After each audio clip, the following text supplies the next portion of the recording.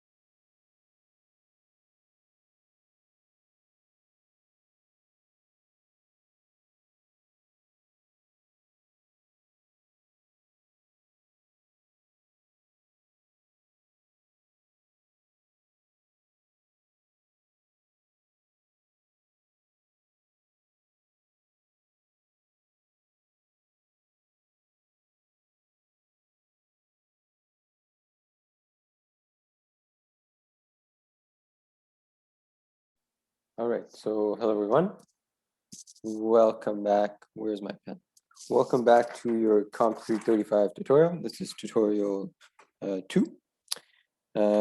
So in this tutorial, let me just tell you what we'll be doing. We'll be introducing languages that you saw last lecture, and we'll also be very briefly introducing deterministic finite automata, which you've also seen at the end of last Wednesday's lecture. But before that, I did leave you off with the 2 exercises that I mentioned you could try out for set theory, which are also going to be relevant for languages. So if you did them, it's good because it wasn't a waste of time, because these are concepts that will come back for languages.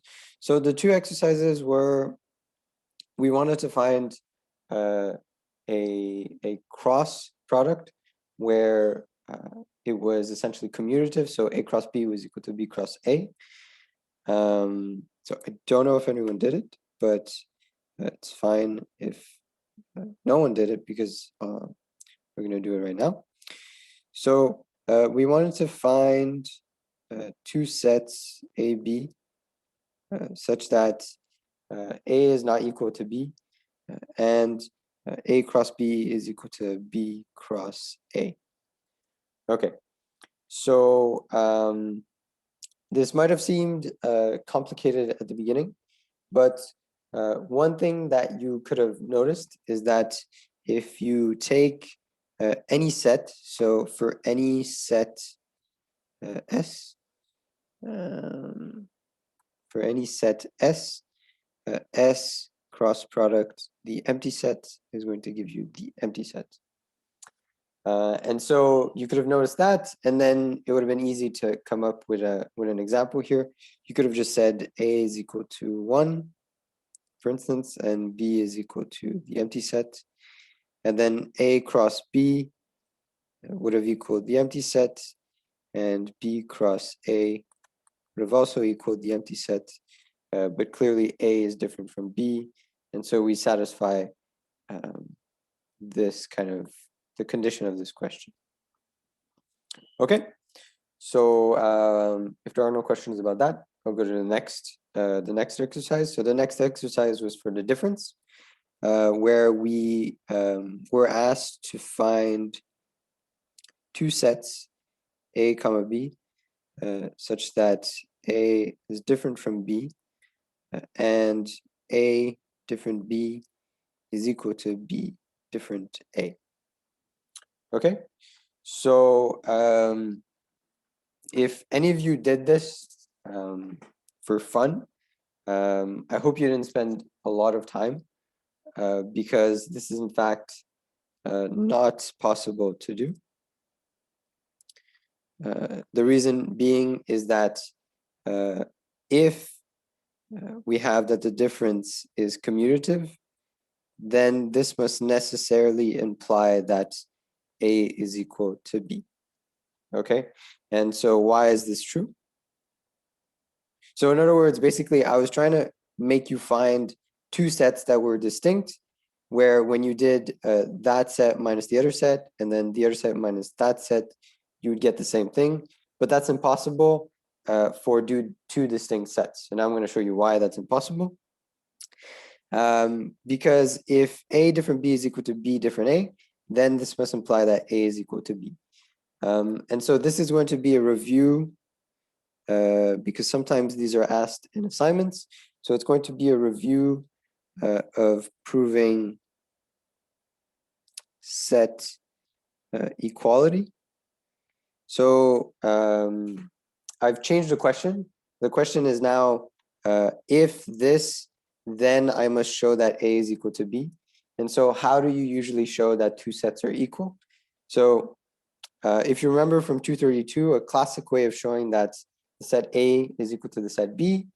So to show that the set A is equal to the set B, then what you can do is you can divide the proof into two. And so you first show that A is a subset of B, and then you show that B is a subset of A. Okay, so now you're probably wondering, okay, how do you do that? I'm going to do the first one because the second one is going to be almost exactly the same. So how do you prove that A is a subset of B? And remember, I'm proving this taking into account that this is true. Okay, so to prove this, my goal is to do the following. My goal is to say, pick an arbitrary element x in A.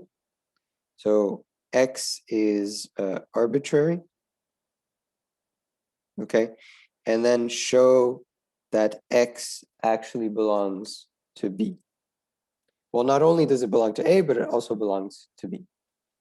Okay, so this is the idea. This is how you would show that A was a subset of B, is you pick an arbitrary element x in A, and then show that x is also in B. Okay, so how do I do that? Well, I start off by saying, okay, suppose x is in A. Okay, then what? Then what you need to remember is you need to use this property here. Okay, and so this might not seem obvious right now because these types of proofs take a while to kind of come up with. But what you might realize at a certain point is if you suppose that x is in A, then you're actually going to have two choices.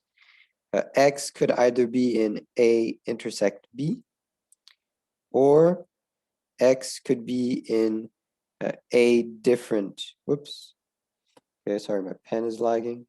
There we go. A, and now my tablet is lagging. There we go. A different B. All right. So hopefully you see why, and hopefully you see that this is actually an exclusive OR, because imagine you have A, so this is A, and this is B. Then it can only be one, there can only be one situation, right? Either X is here, or, and that's an exclusive, or X is oh, sorry. Yeah, so either X is in the intersection, so that would be here, or X is not in the intersection, so that would be here, okay? And so if X is in A, it's either also in B or it's not also in B, okay? And so how does that help me? That helps me because if X is in A intersect B, then immediately this means that X is in B, because by definition, if X is in the intersection, right? So if X is in A and B, then X must also be in B, in addition to being in A. Or, so in the other case, if X is in A different B, then that's when you use this, the if statement that you have, where you're given, is, so if X is in A different B, because A different B is equal to B different A, then this means that X is in B different A. And so what is B different A? It's the set of all elements in B, not in A, right? So that means that X is also in B. Okay, so what have I done? I've started with saying that X is in A, and in all cases, I've exhausted all the cases. And in all of those cases, I've shown that X is also in B. And so this means that, this actually means that for every X in A, X is also in B, which means that A is a subset of B. And then you would do the exact same thing, but for B is a subset of A. And so because some of you, I'm pretty sure some of you are confused right now, I invite you to do this direction. So it's almost the exact same thing as this, but try to write this one yourself. And I feel like if you do that, you'll understand the example a bit more. Okay, so that was for the two exercises that I gave you. If there are no questions about that, implying that I'm asking for questions. So if you don't have any questions for that, then we'll go to languages. I'm going to wait 2 seconds.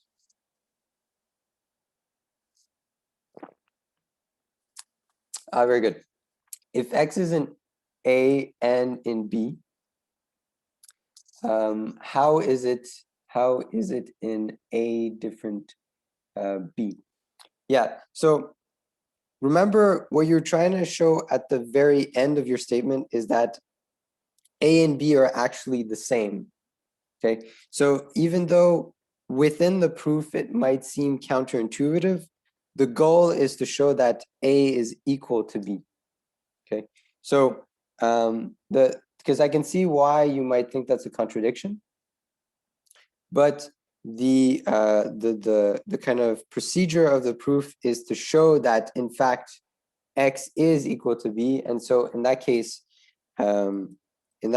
if X, so if A is equal to B, then saying that X is in A intersect B just says that X is in A because they're the same. They're the same. And so nothing is in A different B because A different B is just the empty set. Okay. So nothing is in the empty set by definition. And so, but this is what you're trying to show. You're trying to show this. Okay. That's one of the results of the proof. Okay. Sorry, can I ask a question? Yes. Here when we say A minus B. Yes. How is that like prerequisite for X is belongs to B minus A? Because we're given, the statement is given that A different B is equal to B different A. So because of this, it's because we're saying if this, then this. So we know that this is true. This is true, right? So because, well, okay, let me put it this way. If A is equal to B, right? Or actually, no, let's not use. If X is equal to Y, X and Y are sets, right? Then if X is in X, then do you see that X is also in Y?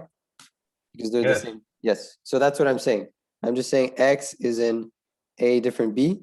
but because A different B is equal to B different A, then X is in B different A. Whoops, B different A.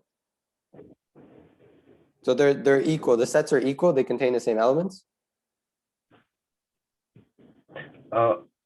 Okay, but aren't we trying to prove that they're equal?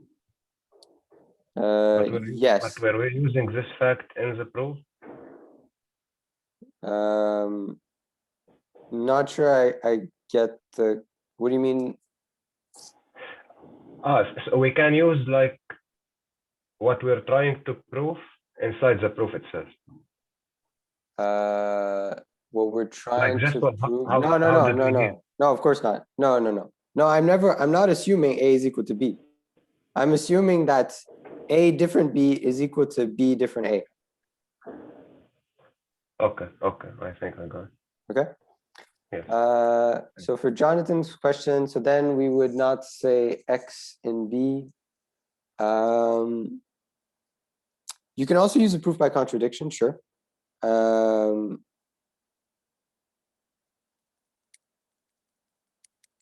Yeah, you could do that. You could, but I mean, in the end, it really gives the same thing.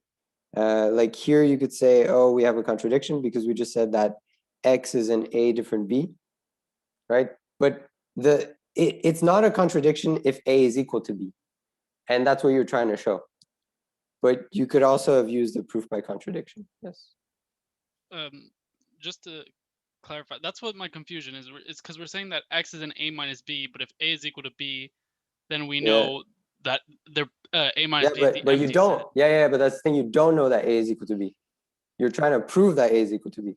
But exactly. So if A minus B is equal to B minus A, if you're saying that they're Yeah. both in it, then yes, you come to the conclusion that X is in B, but that only proves that A is equal to B.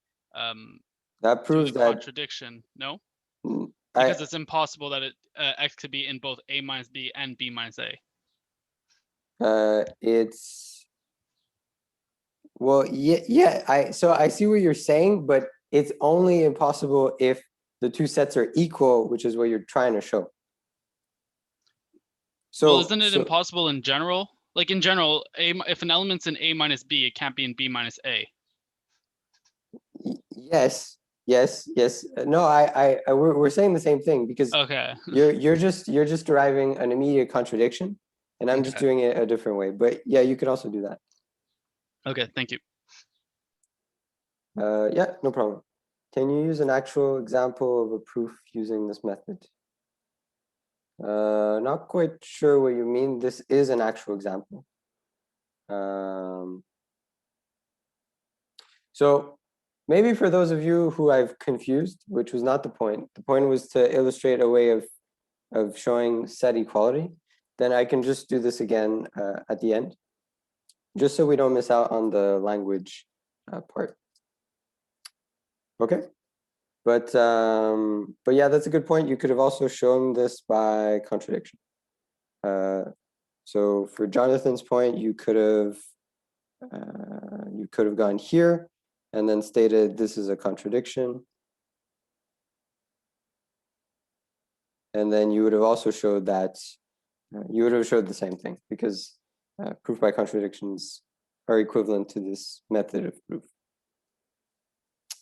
Okay, but if this is still confusing for some of you, I can just answer it after, all right? Okay, so introductions to languages.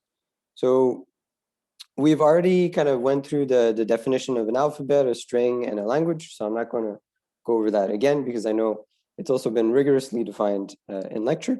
What I'm going to be, or we're going to be focusing on in the tutorials is mostly operations on those predefined languages and strings.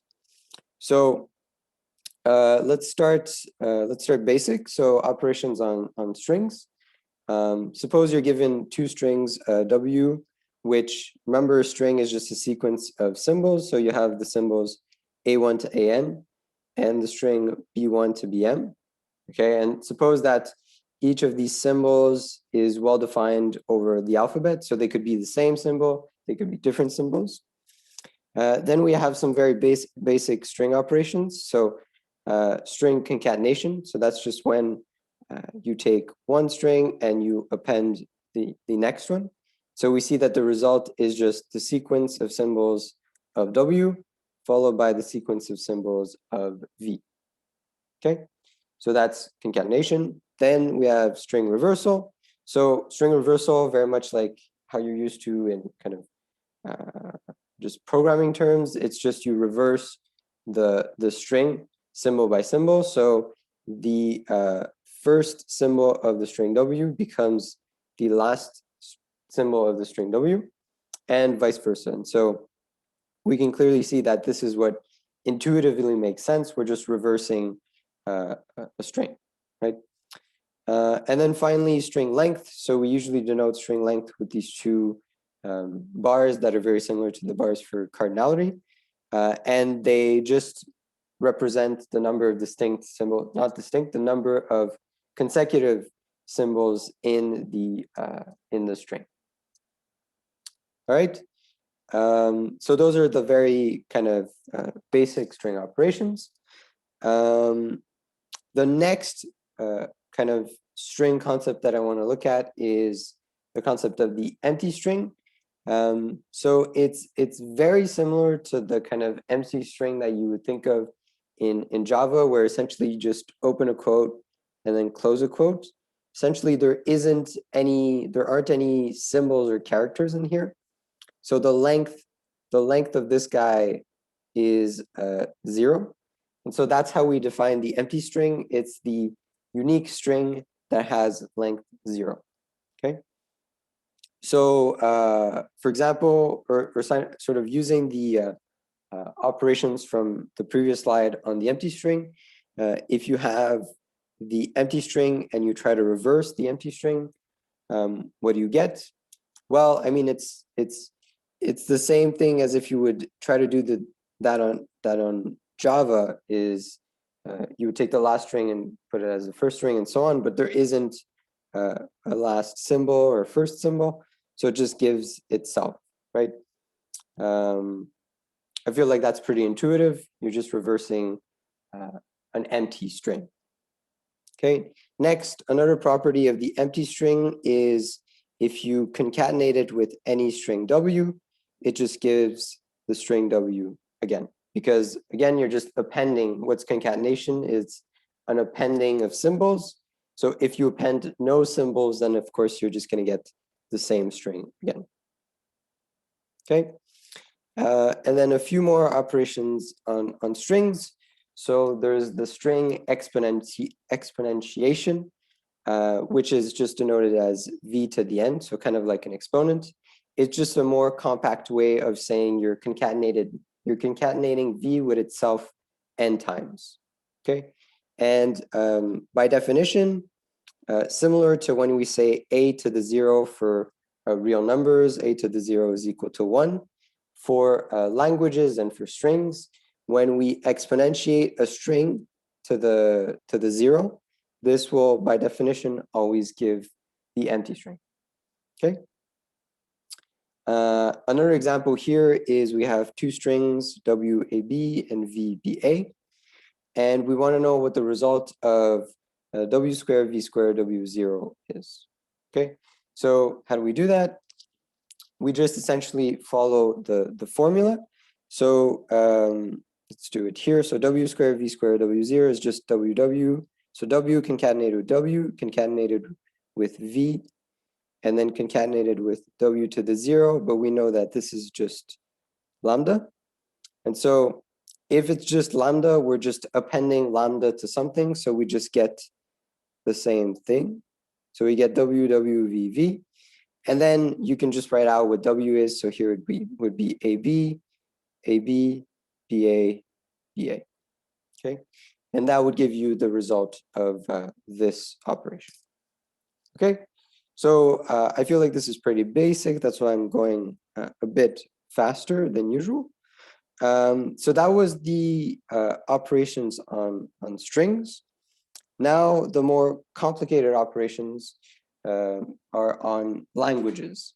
And so what you need to kind of think of when we're going to look at operations on languages is that they're very similar. They have a very similar or a very close relationship with operations on sets that we covered in the first tutorial.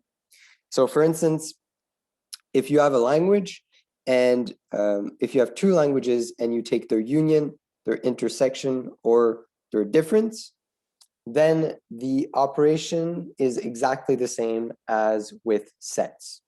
Okay, so let's do an example.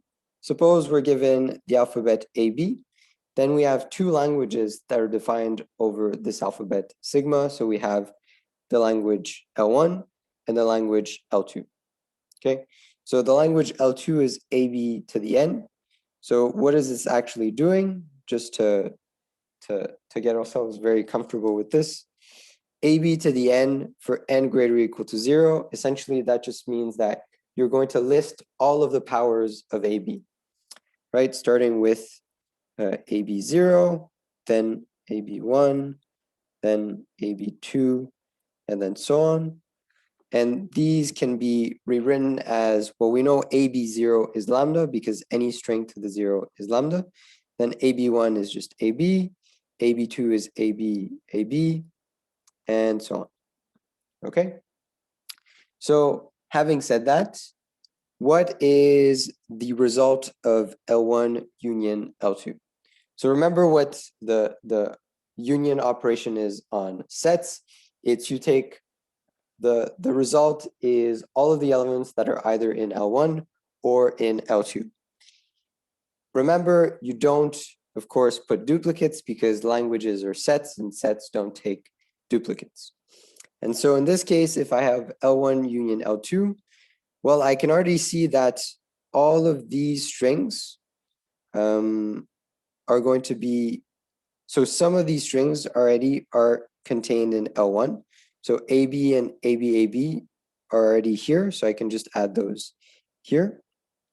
So I have AB, AB, AB3, and so on. Okay, so then am I missing any? Well, I'm missing AB0, so that would be lambda, and then also A here.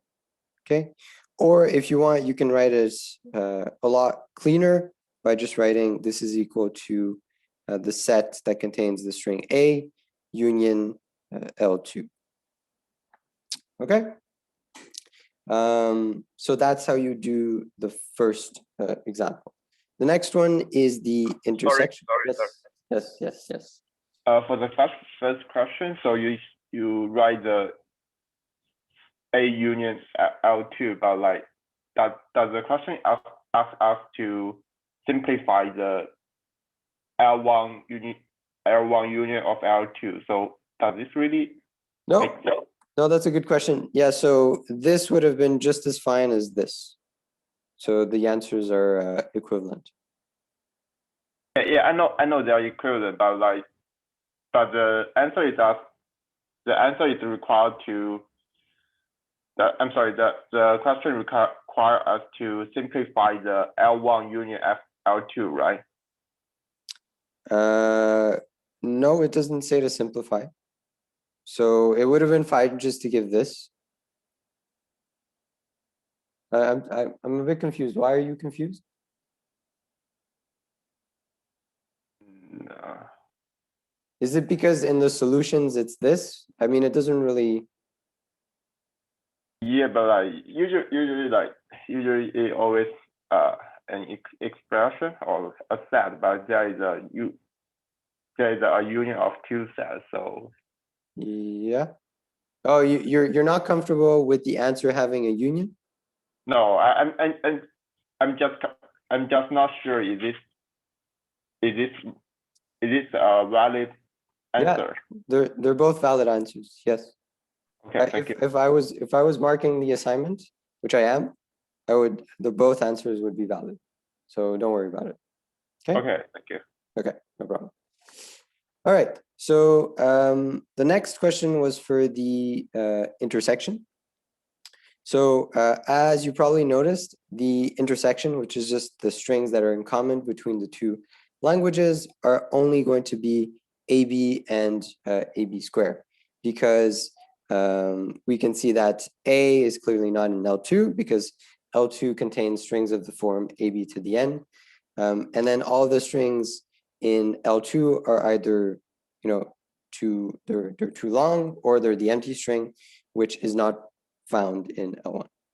Okay, so L1 intersect L2 is not also, but it is equal to AB square. Okay, or AB would have been fine. Okay. So the next question is for the difference. So we want to find L1 different L2. Because we found the intersection, this isn't going to be that difficult, because remember, what's the definition of the difference? In this case, we want all of the elements that are in X, all the elements X that are in L1, but that are not in L2. Okay, and so we know that AB and AB square are in the intersection, and so the only thing that we're going to want is A. So A is going to be, the set A is going to equal the difference of the languages. Okay. And finally, for L2 minus L1, it's essentially going to be the same idea. We already know that the intersection is AB and AB square. So from L2, I'm going to remove those two elements. So I know that I'm going to start with AB3, AB4, and so on. And hopefully some of you have seen that that's not enough, because L2 also contains the empty string. So remember not to forget the empty string. So what you could do is just add the empty string here. Or if you wanted a more compact representation, you could also do AB to the n such that n is equal to 0 or n is greater or equal to 3. Okay, and both of those answers would have been accepted. All right, so those are for the union, intersection, and difference. That if everything is good, I'm going to go to the next section. Again, you can stop me at any time. So the next operation on languages is the language reversal. The language reversal is just defined as you take every single string in your original language L and then reverse it. Okay. So for instance, I have the same language as before, AB square. If I take the reversal, all I need to do is just reverse A, reverse AB, and reverse AB square. Okay. And so that's going to give me reverse A. If you reverse a single symbol, it's just going to give you that symbol. Here, the reverse of AB is BA, and the reverse of AB square is BA square or BA. Okay. Next, what is L2 reverse? So in this case, we have, again, the same language as before, but now it's written in a compact form. In this case, what we can actually do is just apply the reversal before the exponentiation. So what I mean by that is L2 reverse is going to equal AB reverse and then exponentiated to the n. And that's just going to give you BA to the n for n greater or equal to 0. Okay, and if you're not convinced, you could just write out the first few strings of L2, like lambda, AB, AB, and then you'll see that if you list the first three, let's say the first three strings of this guy, then it'll be the exact reverse of the strings in L2, right? So, and we also see that because it was the same strings as L1, but we see that BA is the reverse of AB, BA is the reverse of AB square, and you'll have the general case since we're taking care of it with the compact notation. Okay, so that's for language reversal. Next is language concatenation. So very similar to string concatenation, where if we have two languages, L1, L2, the concatenation of those two languages, so L2 concat, L1 concat L2 is defined as so remember cross product, it's like the cross product of all of the strings from L1 with all of the strings from L2, okay? So you're gonna take every single string in L1 and concatenate it with every single string in L2, okay?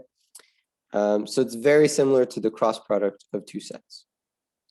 All right, so for instance here, I have the language A and the language AN for n greater or equal to 0. What is the concatenation of L1, L2? Well, let's start off very rigorous and write both of the languages out. So AN for n greater or equal to 0. So I'm just going to rewrite this, but then expand AN for n greater or equal to 0. So that's going to be lambda A, A2, A3, and so on. And so remember, I'm going to take every single string from L1 and concatenate it with every single string from L2. Okay, so I'm going to get A concat lambda, A concat A concat A2, and so on. And so if we simplify, then we'll get A, A2, A3, and so on. And so this will be equivalent to AN for n greater or equal to 1. Yes, very good. I see someone answered while I was doing it. Feel free to do that. So feel free, I mean, the examples aren't there just for me to talk. You can also just chime in if you feel like it. But of course, it's up to you. So what is going to be L2, L1? Well, in this case, we have it actually easy because if we write this out, we're just going to have AN, n greater or equal to 0, concat with A. But really, it's just going to, we're just going to have the same computation as before because we're going to take, now we're going to take every single element in this language and concatenate it with A. But that's again just going to give us an extra A at the end of every single string in the original L2, okay? And so what does that mean? That just means that we'll have AN for n greater or equal to 1. Okay, so again, the same answer. So you could also write it's just equal to L1, L2. Okay, so example 2, let's see if we can get some participation from you guys in general, because here we've seen that L1, L2 is equal to L2, L1. So in general, is this going to be true? No, Jonathan, very good. Can you give me a counterexample? I feel like you might be able to think of one. Just replace L1 with B and then Yeah, excellent, very good. Yes, so that would be if you just replaced L1 with B, then you obviously wouldn't get the same thing left and right. On the left-hand side, you would get B concatenated with a bunch of A's, and then on the right-hand side, you would get a bunch of A's concatenated with B. Okay, and so that's a good question. The question is L1, L2 reverse. Yeah, so this is a nice question. That's okay. So so in this particular case, yes, you could say that this is equal to L2, L1. You're just reversing all of L1, L2. But I hope that you can see that this is, yeah, for example 1, yes, very good. That's also what I thought you meant.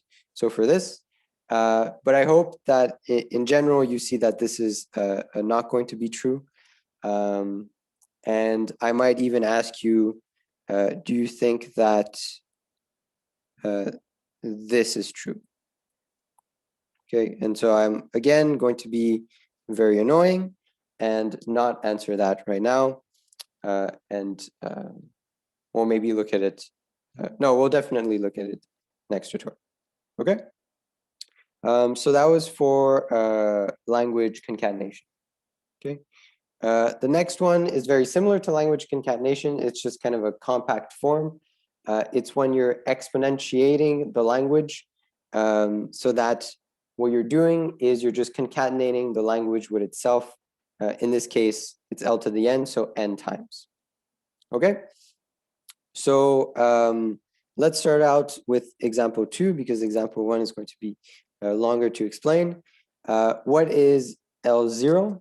Well, you might not have realized this yet, but there's this property for languages specifically that says that for every language L, we always define L to the 0 as being the language containing the empty string. Okay. And this is where, so here it says to give some intuition. This is kind of similar to why we say that if you take a string and you exponentiate it to the 0, it gives you lambda, because in both cases, lambda acts as the kind of identity language. So very similar to how in multiplication, 1 times something is always that something. 1 acts as the identity.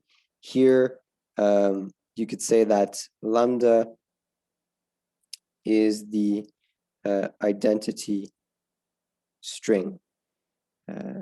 Okay, and so one of the properties of the identity string is just that if you exponentiate any string to the 0, or if you exponentiate any language to the 0, you'll get the set containing lambda. Okay, so that's for example 2. For example 1, so now we have an example of a language L1, which is a n bn for n greater or equal to 0. And we want to know what L1 squared is. Okay, so L1 square, remember, it's just, if we look at this definition, it's just L1 concatenated with itself. Okay, and so the trap, which is usually put in quizzes and in tests, and which a lot of students fall into, is they say, okay, well, I have L1 a n bn, so it's concatenated with itself. So then that just means that I'll have a n bn, and then, okay, well, I just have a n bn again. Okay, so some students will write this, and you can kind of see why the thinking is there, but this isn't quite right. And so the reason why is because here we're limiting ourselves so that all of the A's and all of the B's have exactly the same number in their sort of the same length in their sequence. Okay, and so that's not necessarily what we're looking for in L1 concat with itself. So remember what we're doing in a language concatenation. We're taking every string in L1, and then we're concatenating it with every other string in this case, L1. Okay, so if you write it out, it becomes clear what I'm trying to show you. So L1 is what? It's lambda, then it's A1, B1. So let's just say that's AB. Then it's A2, B2, A3, B3, and so on. Okay. And then you're going to concatenate that again with itself. So with lambda, with AB, with A2, B2, and so on. So what's going to happen if I take lambda and concatenate it with every other string in this second language? Well, so I'm going to take lambda and concatenate it with lambda. Going to take lambda and concatenate it with AB, with A2B2, with A3B3, and so on. And so what I'm actually going to get is I'm going to get lambda AB, A2B2, and so on, right? So clearly we can already see that that's not going to equal this language here. Okay, I hope that's clear. Then we're going to do the same process, but for AB. So we're going to take AB and concatenate it with every single string here. So we're going to get, okay, and now you're going to say, okay, you're writing duplicates. I'm just going to write duplicates for now, but then at the end, I'm going to remove them, okay? So I'm going to write AB with lambda is AB, then AB with AB is AB, AB, then AB with A2B2 is AB, A2B2, okay? And hopefully you see that in general, I'll be able to have any possible combination of AN, BN with any possible combination of AM, BM, okay? Where these don't need to be the same, all right? So that means that the result of my my language exponentiation is going to be AN, BN, AM, BM for N comma M greater or equal to 0. Okay, so the most important point to remember is just because there's a square here doesn't mean you just duplicate the AN, BN here and then be done.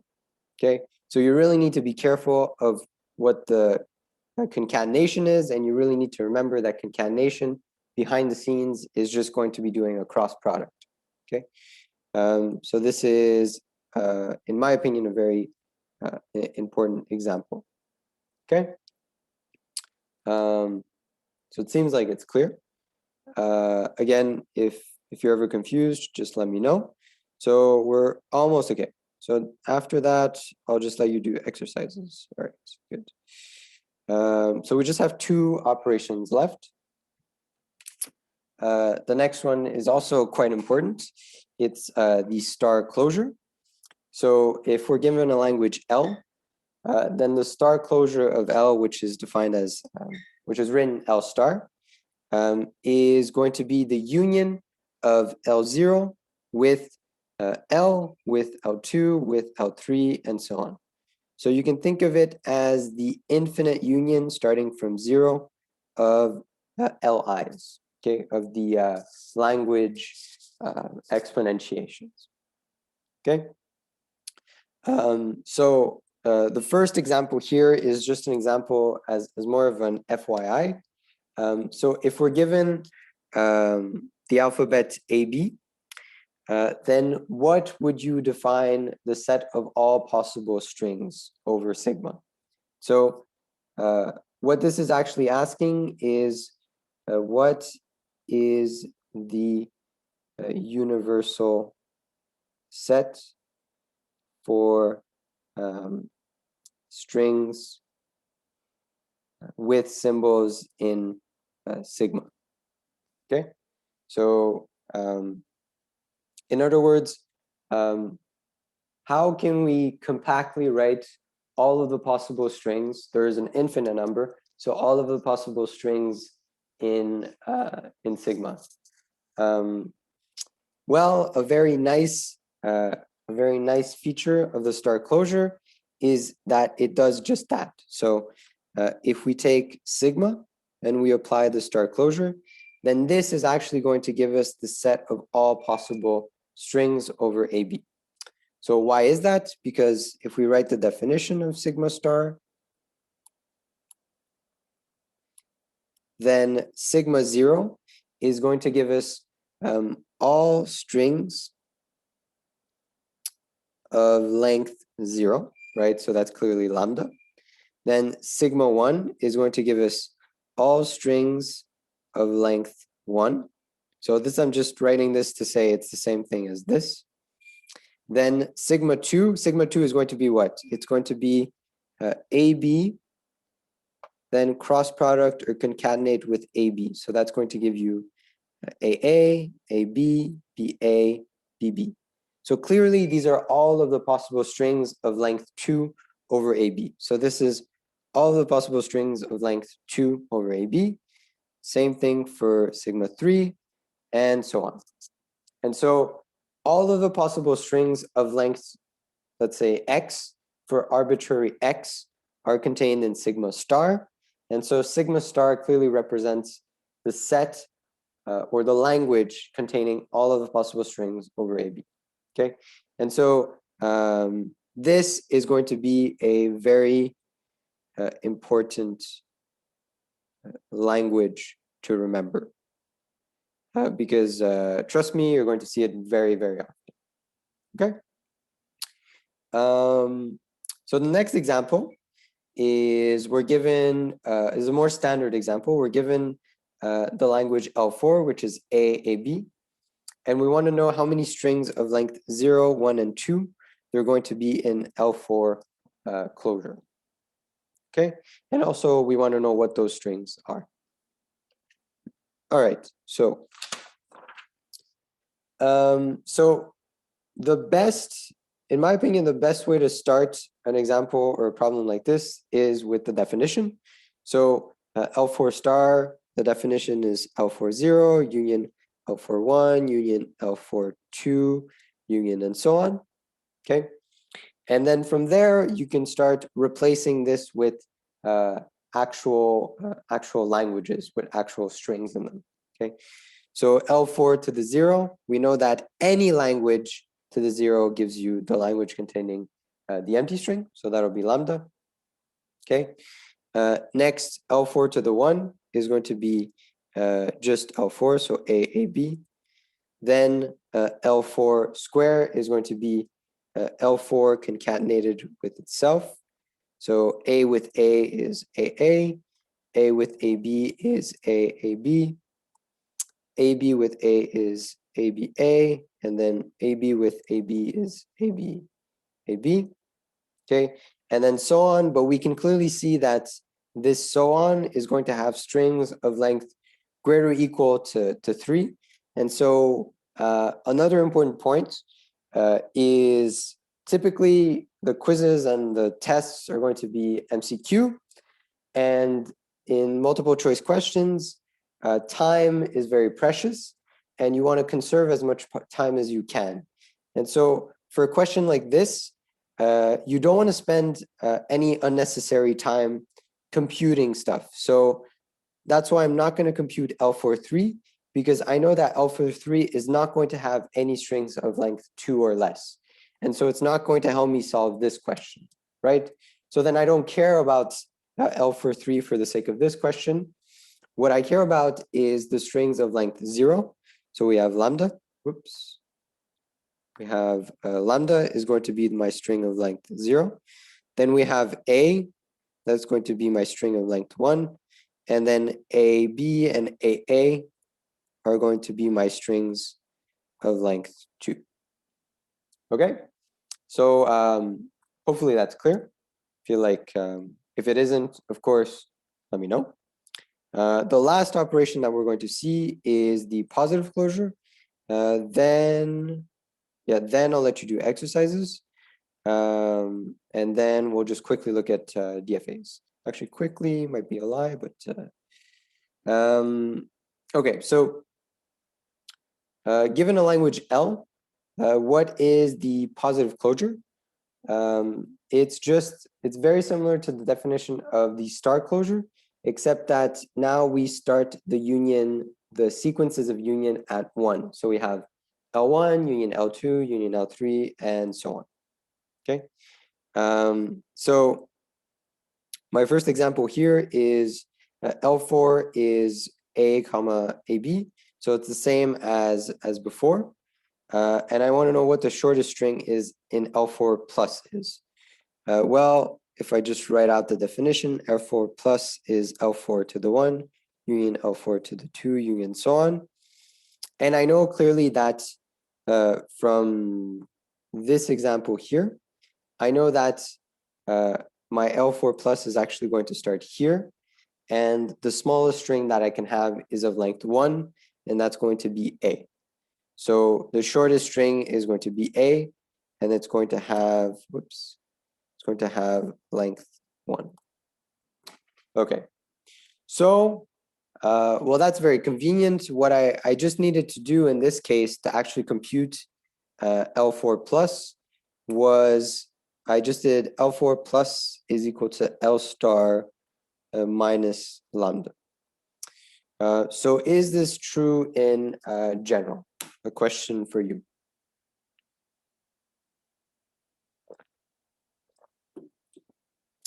Yes. Does anyone think anything else? No. I shouldn't have given you my reaction. Okay, so some people are saying yes, and then changing their mind to no, and then some people are saying no. So yeah, so it was a bit of a trap question because of the fact that it was true here. In fact, yes, very good, Jonathan. So it's exactly right. It's exactly because of the empty string. Because for instance, if I said that L was equal to just the set containing lambda, right? Then L plus would be what? It would be L1 union L2 union L3 union and so on. Okay, and so L1 is just lambda to the 1. L2 is just lambda to the 2, which is just lambda. Remember, concatenating lambda with anything, especially lambda, gives itself. And so in this case, we have lambda. So we have a bunch of unions. And so we see that the lambda is going to continuously repeat. And we're just going to get actually lambda at the end. Okay, very good. That's a funny word. Yes. Yeah, so this is, yeah, so that was the reason why that was there, was to kind of trick you. So L plus is equal to the language containing lambda, and L star is also going to be the language containing lambda. But then if I do L star, which is the language containing lambda, minus the language containing lambda, then I get the empty set, right? So L star minus the language containing lambda is the empty set, and this is clearly different from L plus. So this is false in general. It's specifically because of the fact that lambda can be in L.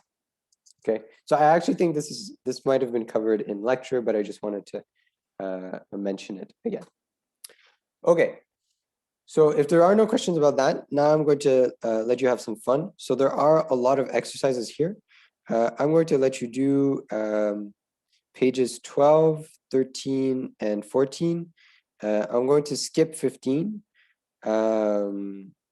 And then maybe come back to it at the end, or yeah, I'll probably just come back to it at the very end of the tutorial so we can get to DFAs. Okay, so let's give you a realistic amount of time. Let's do 5 minutes. That's not realistic at all. I like, you would need more time, but try to do as many exercises as you can, and then we'll look at them together. And the other thing is, as I mentioned, this tutorial never finishes on time, and so I apologize for going over. But yeah, so we'll check back in 5 minutes. So let's say 5:16, right? Oh, and maybe the thumbs up thing, or like, yeah, the thumbs up thing if you're done, so I can see.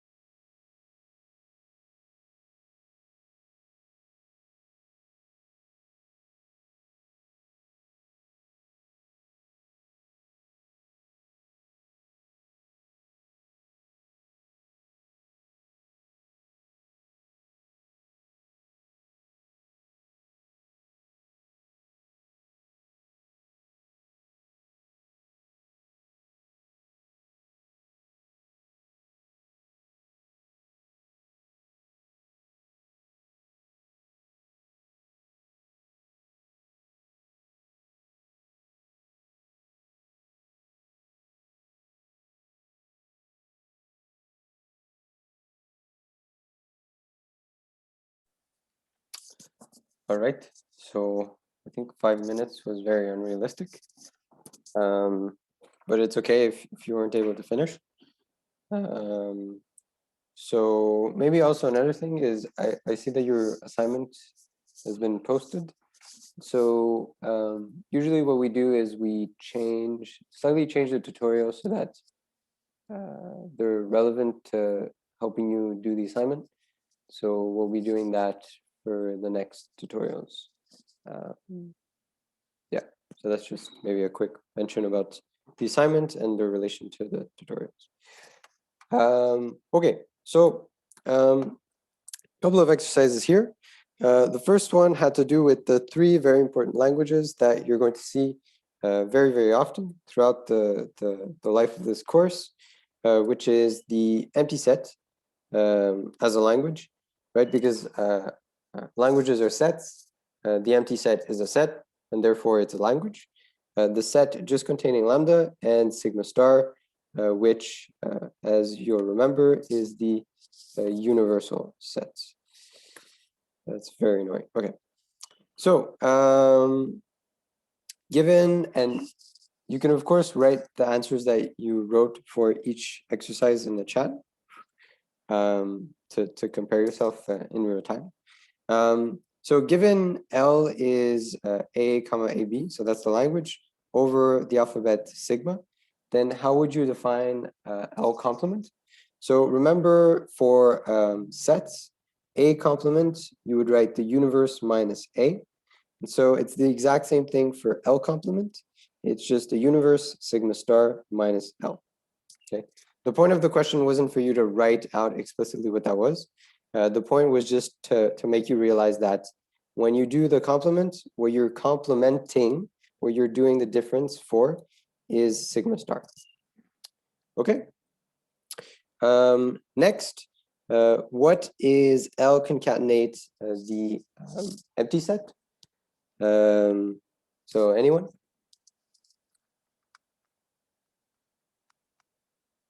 No? Okay, so it's very similar. Okay, thank you. Thank you. So it's very similar to when you're doing the cross product with sets. If you take any language or any set and concatenate it with the empty set, then you get the empty set again. Okay. Next, what is the empty set to the 0? Well, as I mentioned before, for any language L, so you can also think of a language as just being a subset of sigma star. L to the 0 is equal to lambda. And so the empty set is clearly a subset of sigma star. And so it will respect this definition. So the empty set to the 0 will be the set containing the empty string. Thank you. Finally, what is the empty set star? Well, we can write out the definition first. So it's the empty set to the 0, union the empty set to the 1, union the empty set to the 2, union, and so on. So we know that the empty set to the 0 is the set containing lambda. The empty set to the 1 is just the empty set. The empty set to the 2 is just the empty set concat the empty set. But anything concat the empty set is the empty set, including the empty set. And so we just have the union of a bunch of empty sets. And so that'll just give us lambda, or the set containing lambda, union the empty set. And then that'll just give us the set containing lambda. Okay. And then maybe just for you, what do you think that the empty set plus would be? So an exercise for you. All right. So those are for the 3 very important languages that you'll see very often. The next set of exercises were kind of in the same vein. Just by the way, these aren't questions that you're going to see that aren't in your assignment, but they're more questions that can be used for like MCQs and sort of theoretical test questions. So that's also why we're doing them. We're not just doing them because we think, like we know that they're relevant because we know how the exams are usually structured. Okay. So for the next set of exercises, we have two languages, L1, which is AN, oh, come on, which is AN BN plus 1 for n greater or equal to 0. And then L2, which is AN for n mod 2 equals 0. Okay, so what does this look like? This looks like B, A, B2, A2, B3, and so on. Okay, and what does this look like? This looks like lambda, A2, A4, and so on. Okay, so the first question is, what is L1 different L2? So what you'll actually notice is that L1 and L2 have no strings in common, because all of the strings in L1 have at least one B, and none of the strings in L2 have at least one B. And so L1 different L2 is you're just essentially removing stuff that L1 doesn't have, and so you're just going to get L1 itself. Okay. So that's for A. The next one is sigma star union a bunch of complicated stuff. So this was a similar trick question to the last tutorial, where this complicated stuff wasn't necessary to compute because you're doing the union with sigma star. Sigma star is the universe, and so we just get sigma star. Okay. C, what is the shortest string in this guy? Well, we see that this language here, if we call this L, is going to be concatenated with the empty set. And so it's not necessary to do any computation here, because anything concat the empty set is the empty set.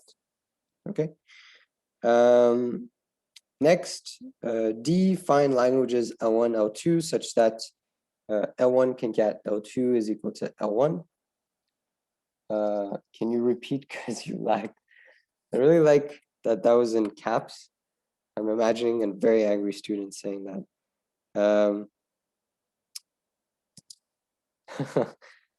Anthony, so did I lag on C or earlier?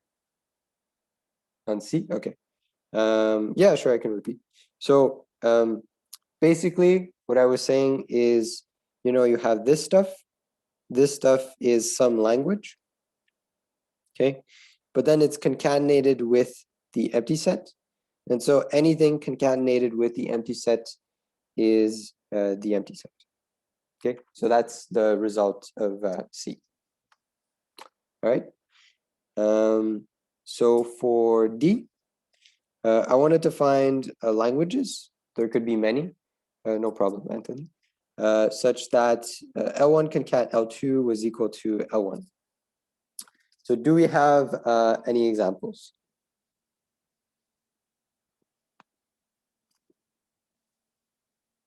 L2 is the set of the empty string. Yeah, very good. Excellent. Excellent. I like it. L2 is the set containing the empty string. And then L1 can be, whoopsie daisies. L1 can be anything, basically. So why is this true? Because if I have L1, L1 has a bunch of strings, so it has V1, V2, so on, and so on, right? Let's suppose it's infinite. And if I concatenate this with lambda, what am I doing? I'm just going to take every string here and concatenate it with lambda. But I know that any string concatenated with lambda is going to give me that string, right? Because V1 concat lambda is V1, okay? Because you're just appending, you're appending nothing, right? And so this, the result of this is just going to give you V1, V2, and so on, which is just going to give you L1, okay? So very good. Yeah, so Nabil, L2 as the empty string, was the most important part. L1 could have actually been anything. Okay. Another example could have been L1 is the empty set, because anything concat the empty set is the empty set, and then L1 is the empty set, right? Okay. And then finally, because I think I'll skip the next two, find a language L such that L star is equal to L. Do we have any languages? Empty string. Yes, very good, excellent. So one possibility could be the empty string, because if you do L star for the empty string, you're just going to do L lambda to the n, and lambda to the n is always just going to be lambda. Another example could have been an for n greater or equal to 0. And another example could have been sigma star. There's obviously a lot more, but those are just a few. Okay. So what am I going to do? Because I'm already, okay. So I think, well, let's see. Do you guys want me to keep going, or I could stop here and then we can do DFA's next tutorial? So because it's already quite late, I'm thinking doing it next tutorial, but yeah, that's, yeah. Yeah, I get that. I feel like it's good to re-energize. So so what I'll do is I'll tell the other TA, and I feel like the other TA probably did this section, but I'll cover this section, and then we'll also do construction of DFAs. Okay, so so that's it for today in terms of material. But if anyone has any questions, I'll be glad to stay and answer them. Yes, sir. I have a question. Yes. So can you explain again why language concatenate with empty set is empty set? Language concatenate, yeah. So you mean this example here, right? No, Isn't it the language concatenate with the empty? Oh, with the empty set. Empty set, not Empty set. Okay. not Yeah. empty. Okay. Yeah. So the language concatenate with the empty set is, well, let's look at the definition, right? So the definition is you want to take all of the strings in L. So let's say V. So V is all the strings. You're taking all of the strings in L, and then you're concatenating them with all of the strings in this guy. So W. So W in the empty set, right?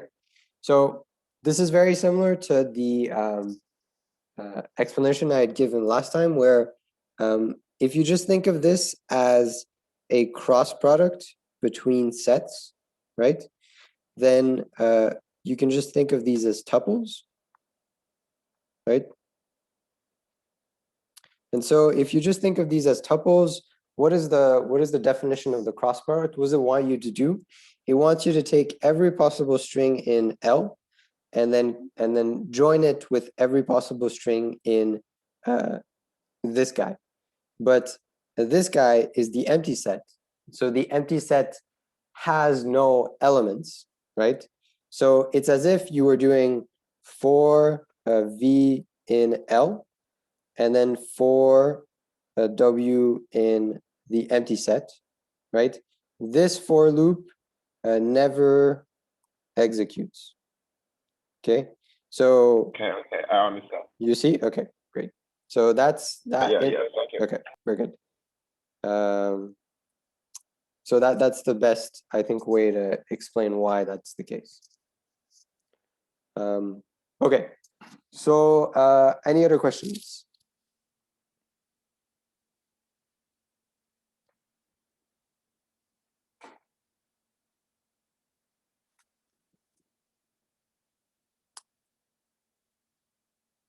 Okay, doesn't look like it.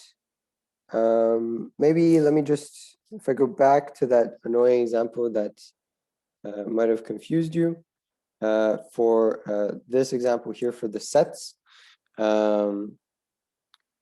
So the way I showed was a possible way, but I think Jonathan had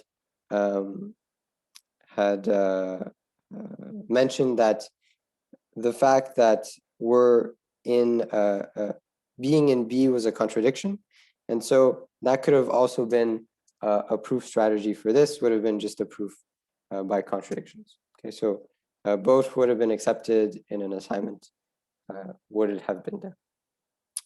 Okay, but if there isn't anything else, I think that's it for me. So I'll rearrange the slides so that we cover DFAs next tutorial.